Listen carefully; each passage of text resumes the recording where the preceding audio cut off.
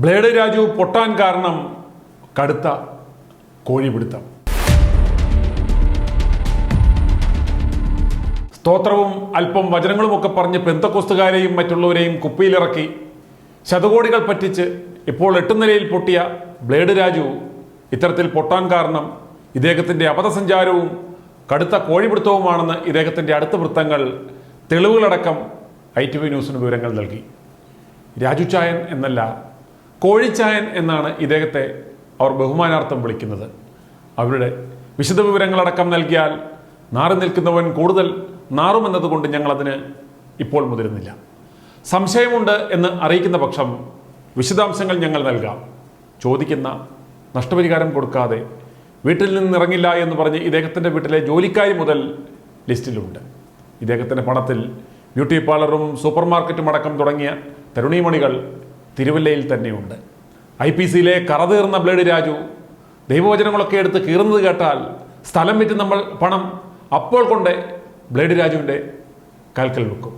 അത്ര ദൈവവിശ്വാസിയായ രീതിയിലാണ് സംസാരിക്കുന്നത്. സ്ത്രീകളെ ഉപയോഗിച്ചാണ് ഇയാൾ പല ഉന്നതരുടെ കയ്യിൽ നിന്നും പണം കരസ്ഥമാക്കിയത്.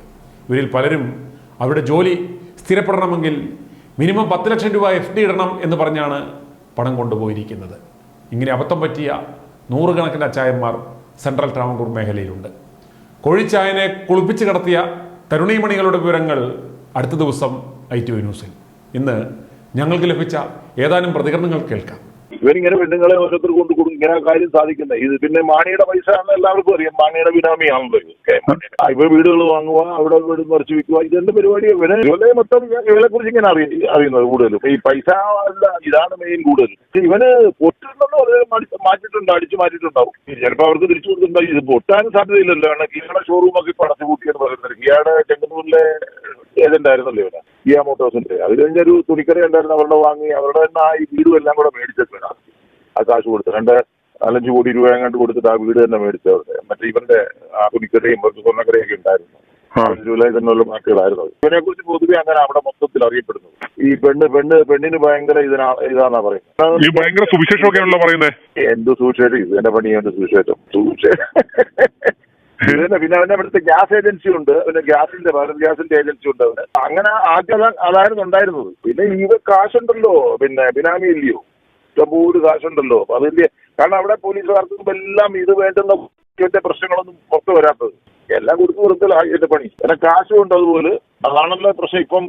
ഇപ്പൊ ഒരു എന്തെങ്കിലും ഒരു വൃത്തികേട് കാണിച്ചു കഴിഞ്ഞാൽ അത് ഈ പറഞ്ഞ ഇവരുടെ കാര്യം പറഞ്ഞ പോലെ നമ്മുടെ അവിടെ ICIC ബാങ്കിന്റെ കാര്യം പറഞ്ഞ പോലെ കാശ് കൊടുത്ത് പരസ്യം മാധ്യമങ്ങൾക്ക് പൈസ കൊടുത്തു കഴിഞ്ഞല്ലോ എല്ലാം. ഇത് തന്നെ വരുന്നത് അവിടെ നടക്കുന്നത്. അപ്പൊ ഞാനിത് അറിഞ്ഞപ്പം എനിക്കറിയാം ഇവരെ കുറിച്ച്. അവർ അറിഞ്ഞപ്പോ വിളിക്കണം അല്ലെങ്കിൽ മെസ്സേജ് അയക്കണം എന്ന് വിചാരിച്ചിരുന്ന. അപ്പൊ ഇവിടെ തന്നെ കുറെ ആൾക്കാരുണ്ട്.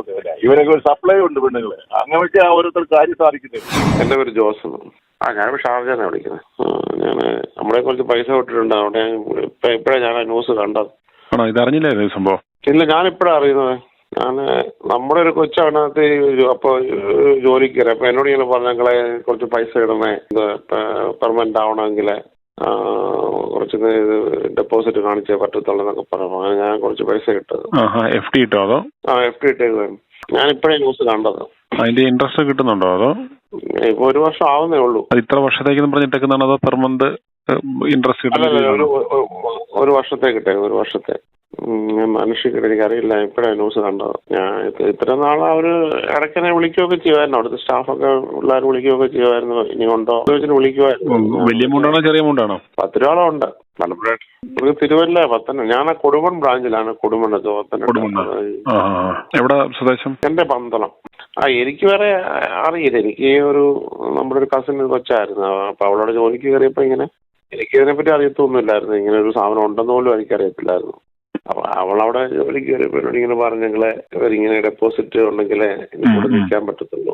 ഞാൻ മെയിനായിട്ട് അവളെ ഹെൽപ്പ് ചെയ്യാൻ വേണ്ടി ഞാൻ ചെയ്തതാണ്. അപ്പൊ അവളോട് ഉണ്ടല്ലോ എന്നുള്ളത്. ജോയിച്ചൻ ചേർത്തല. എനിക്ക് ഒരു 11 ലക്ഷം രൂപ ഡെപ്പോസിറ്റ് ഉണ്ടായിരുന്നു. അതിൽ 3 രസീതായിട്ടാണ്. 6, പിന്നെ 3, പിന്നെ 2. അപ്പൊ 6, 3, 9, 2, 11. അതില് ഇൻട്രസ്റ്റ് ഒക്കെ കൃത്യമായിട്ട് കിട്ടുന്നുണ്ട്. അതിൽ ഈ ഡിസംബറിൽ 2024 ഡിസംബറിലാണ് എനിക്കൊരു 6 ലക്ഷം രൂപ എന്റെ വൈഫിന്റെ പേരിൽ ഇട്ടത് കിട്ടാനുള്ളത്. അപ്പൊ അത് പ്രിമിച്ചർ ക്ലോസിംഗ് ആയിട്ട് ഞാൻ അപേക്ഷ 3 മാസം മുമ്പ് ആലപ്പുഴ കൊടുത്തിട്ടും എനിക്ക് ഇതുവരെ ഒരു മറുപടിയും വ്യക്തമായിട്ട് കിട്ടിയിട്ടില്ല. അതൊന്നും മാനേജിംഗ് ഡയറക്ടറോ അങ്ങനൊന്നും മറുപടി കിട്ടിയിട്ടില്ല. എന്റെ ഇളയ മോളുടെ വിവാഹ ആവശ്യത്തിനാണ് ഞാൻ പ്രിമച്ചർ ക്ലോഷർ ആവശ്യപ്പെടുന്നത്. പിന്നെ എനിക്ക് മെഡിക്കൽ ട്രീറ്റ്മെന്റും കാര്യങ്ങളൊക്കെ ഉണ്ട് എന്റെ വൈഫിന്റെ ഒക്കെ.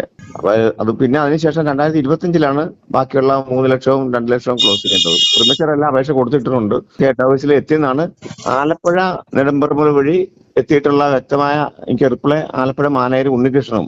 പിന്നെ എന്നെ ഇത് ഇടിയിച്ചത് എന്റെ കൂടെ വർക്ക് ചെയ്ത ഫെഡറൽ ബാങ്കിലെ മാനേജർ KS പ്രദീപ് എന്ന് പറഞ്ഞ എന്റെ ഒരു കൂട്ടുകാരനുമാണ്. സാറ് വ്യക്തമായിട്ട് എനിക്കൊരു മറുപടി തരിക, എങ്ങനെയാണ് മുന്നോട്ട് പോകേണ്ടത്, പോലീസ് കേസ് ആർക്കെതിരെ കൊടുക്കണം, എതിർകക്ഷി ഈ മാനേജർമാർ വേണോ അതോ എങ്ങനെയാണെന്നുള്ളത് ഒന്ന് സാറ് റിപ്ലൈ തരിക. ഇന്ന് തുറന്നിട്ടില്ലാന്ന് എന്റെ അറിവ്. ഞാൻ ചേർത്തല 20 കിലോമീറ്റർ അകലെയാണ് വിളിക്കുന്നത്. ആലപ്പുഴ പൂട്ടാൻ സാധ്യതയുണ്ട് സാറേ. തുറന്നു വെച്ചിട്ട് കാര്യമില്ല, കാരണം അവര് ബഹളം ഉണ്ടാക്കും. അതുകൊണ്ട് അവർ അടച്ചിടും. അല്ല, ഇതുപോലെ ഒത്തിരി പേർക്ക് പൈസ കൊടുക്കാനുണ്ടോ അവിടെ? ഇതിപ്പം കാശ് കൊടുക്കാനുണ്ട് സാറേ. ഞങ്ങൾക്ക് ഓരോ ഏലത്തോട്ടം ഇടുതാ, നമ്മൾ കൃഷി ഏലം ഉണ്ടാക്കിക്കൊള്ളാം, അത്രേ ഉള്ളൂ. ഞങ്ങളുടെ 15 ലക്ഷം രൂപയ്ക്ക് ന്യായമായ റേറ്റ് ഏലത്തോട്ടം ഇടുതാ. ഹലോ, ഞാൻ ഇതിനകത്ത് വാർത്ത കണ്ടോണ്ടായിരുന്നു വിളിച്ചത് യൂട്യൂബിലെ. നെടുമ്പറമ്പ് ഫിനാൻസിന്റെ അത് നിങ്ങളെ പറഞ്ഞിരുന്നല്ലോ ഈ നമ്പറിൽ ബന്ധപ്പെടണമെന്നുള്ളത്. ഇതാ ആരാ വിളിക്കുന്നേ? എൻ്റെ റിലേഷനിൽപ്പെട്ട ഒരാൾക്ക് ഇവിടെ അക്കൗണ്ട് ഉണ്ട്. എനിക്കറിയാം. അവർ പ്രായം ചെന്നവരും വയ്യാതിരിക്കുന്നവരും ഒക്കെയാണ്. അവരെത്ര എമൗണ്ട് അവിടെ നിക്ഷേപിച്ചിട്ടുണ്ട്? അത് കറക്റ്റ് ഞാൻ ചോദിച്ചില്ല. ഉണ്ട്, നല്ലൊരു എമൗണ്ട് ഉണ്ട്. ഇതും ബന്ധുക്കേസുകാരാണ്, ബന്ധുക്കേസുകാരുടെയാണ് പോയേക്കുന്നതും. ഞാൻ ബന്ധുക്കേസും അല്ല, ഞാൻ പറഞ്ഞതിന്റെ കാര്യം ബന്ധുക്കേസുകാരുടെയാണ് പോയേക്കുന്നതും. അപ്പം ഞാനിത് വായിച്ചപ്പം ഇതിന്ന് ന്യൂസ് കണ്ടപ്പം ഞാൻ അവരോട് വിളിച്ച് ചോദിച്ചു. അവരോടല്ല, അവരുടെ മോനോട്. പുള്ളിക്കാരി പാവപ്പാടെ ഇതായി. പുള്ളിക്ക് എനിക്ക് തോന്നുന്നു 80 കൂടുതൽ വയസ്സുണ്ട്. പുള്ളിക്കാരി ആപ്പാടെ ഇത് കേട്ട് കഴിഞ്ഞപ്പം എനിക്കിത് കിട്ടിയത് ഞാൻ അയച്ചു കൊടുത്തു. ഞാൻ വിളിക്കുന്നത് ഈ NM രാജുവിന്റെ ഈ ഫിനാൻസ് ഈ തട്ടിപ്പ് മാത്രമല്ല, അയാളുടെ മെയിൻ പരിപാടി എന്ന് പറഞ്ഞാൽ പെണ്ണു പിടിച്ചത് ഏറ്റവും വലിയ കൂലിയാണ്. അവിടെ തിരുവല്ലായി മാത്രം അന്വേഷിച്ചറിയാൻ കുറെ ഇയാളെ ആൾക്കാരുണ്ടാവും, പെണ്ണുങ്ങളുണ്ട്. അതുകൊണ്ട് നിങ്ങൾ വെളിച്ചത്ത് കൊണ്ടുവരണം. അങ്ങനെ അവിടൊക്കെ അറിയപ്പെടുന്ന ഇയാളെ കൂടുതൽ തിരുവല്ലായി. i2i News, an eye for truth. i2i News subscribe ചെയ്തിട്ടില്ലാത്തവർ ഇപ്പോൾ തന്നെ സബ്സ്ക്രൈബ് ചെയ്യുക. നോട്ടിഫിക്കേഷൻ ലഭിക്കുവാൻ ബെൽ ബട്ടണും അമർത്തുക.